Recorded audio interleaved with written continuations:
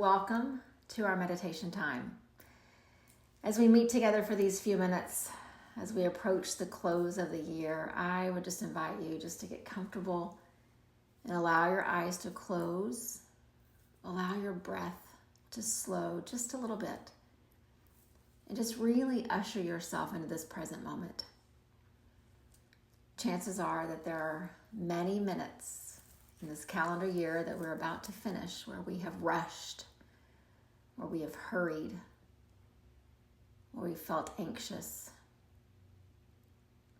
But let's just find our way into this present moment right here with gentleness, with ease, with patience and care. And as always, just notice how that makes you feel. As you show up, as your body settles, just notice. I believe that the more we notice here, the more it will begin to change how we go through life out there. Maybe in the new year we'll have less rushing. But either way, let's practice right here. Breathing into the present moment. And breathing out. And breathing into the present moment. And breathing out. And one more. Breathing in. And breathing out. And now settle into a good rate of breath. Remember to make adjustments with your body, with your posture if you need to. And really approach your practice with compassion and kindness. And just affirm yourself for showing up. And so as we look ahead to this year ending in just a few days, I really want us to think about what is inside of us. What are our takeaways from this year? What are our takeaways from today? What are our takeaways from this practice? That we can really just tuck into our heart and continue to draw from once that calendar changes and a new year is here. And so to kind of illustrate that, I've got an old Zen Buddhist parable just to share and see if it will resonate and really help you think about this idea of what's in me. So there's a story that goes, and I would invite you to picture it as I explain it, but the story that goes that you're holding a coffee cup and someone walks by you and kind of jostles and bumps into you, and all of a sudden your coffee spills. So then the question is, why did you spill your coffee?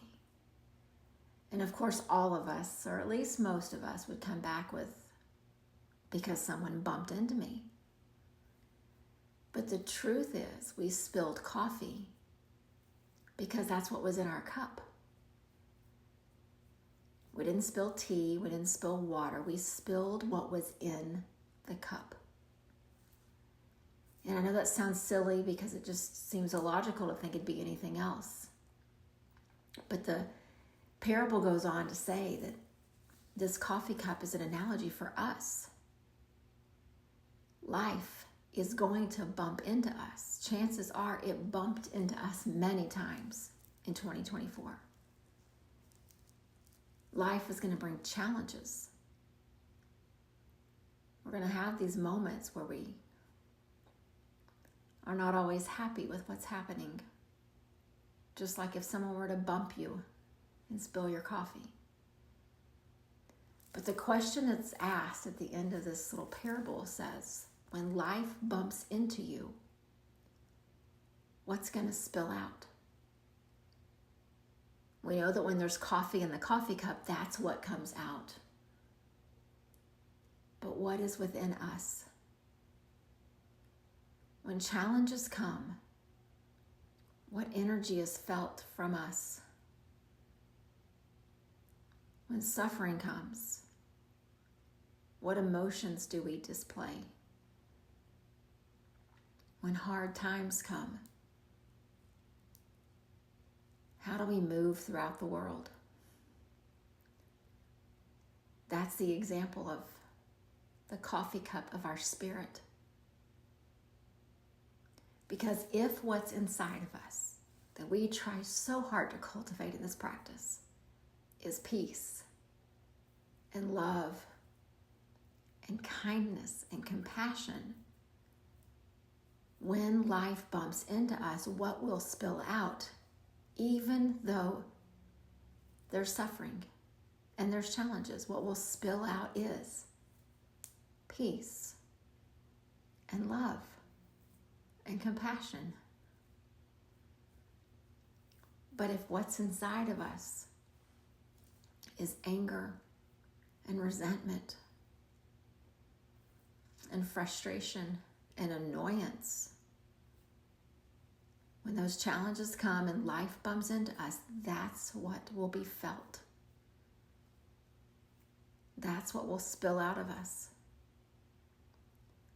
And so this meditation practice that we show up and we do together, it is not about making ourselves immune from suffering. That is just part of life. It's not about hoping that enough good acts will lessen the amount of challenges that we go through. But rather, this practice is to help us shore up what's inside of us so that when we get bumped and life gets hard, what comes out is the feeling that you have right here in this moment. The soft gentleness of this present moment. This compassion that you give to yourself if your body gets restless. This patience that you offer to yourself if your mind starts to wander. This peace that you cultivate each time you show up.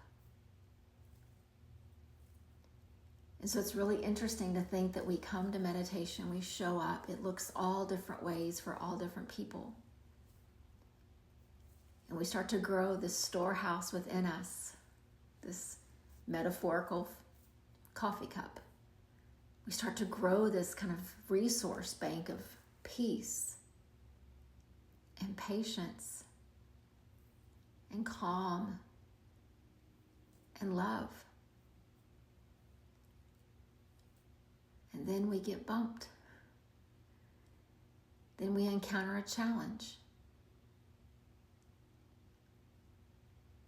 Is how we deal with our challenges a true reflection of what's inside of us? Because what we know is that unlike that coffee cup, we have a choice.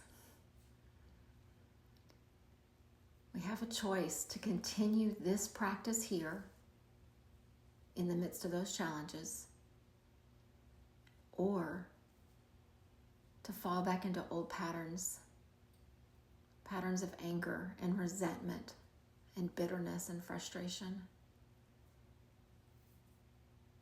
But what if, no matter how 2024 has gone, what if today we decide to live a little differently? We decide that there's coffee in that cup. And if we get bumped, that's what comes out. There's joy in this cup. And if life gets hard, joy still comes out. So I want to just pause and just let that just sit with us for just a few breaths here. Because I know in theory it sounds really great. But I also know that in reality, we are challenged again and again. But what if we choose differently this time? Just reflect on that for a few breaths.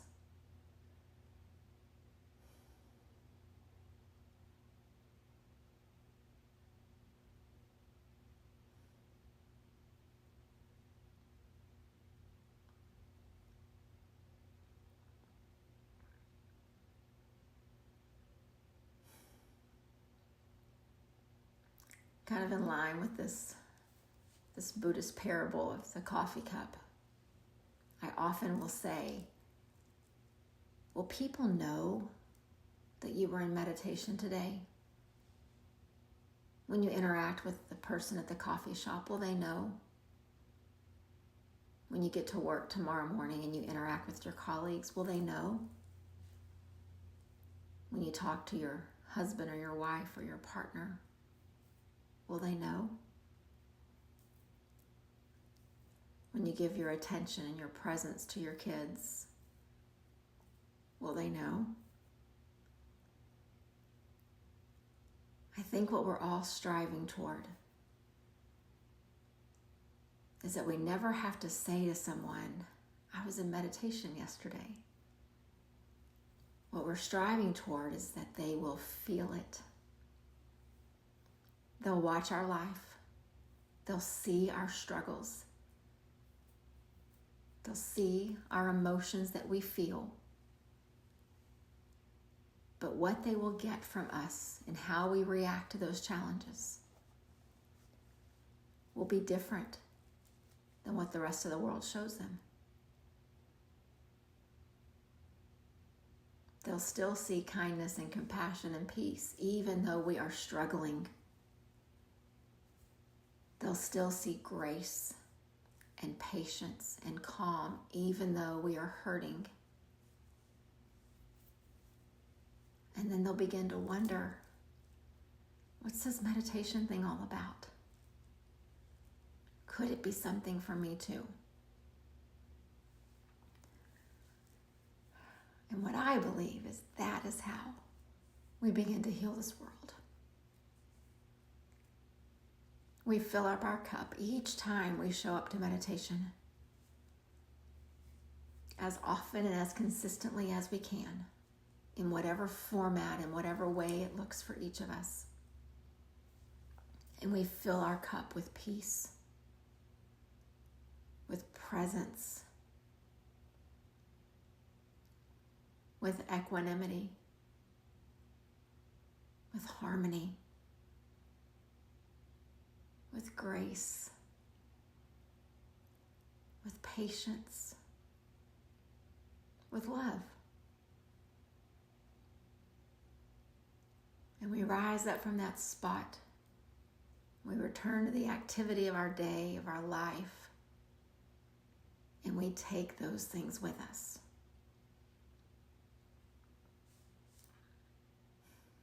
There's so many spiritual teachings and spiritual texts that talk about this overflowing cup. So many different belief systems and faiths talk about it.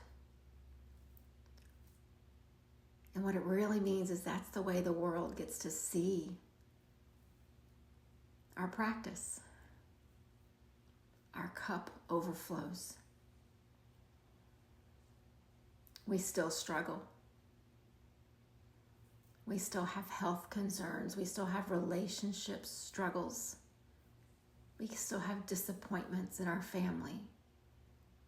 We still have trials at work. We still have unkind people on the highway.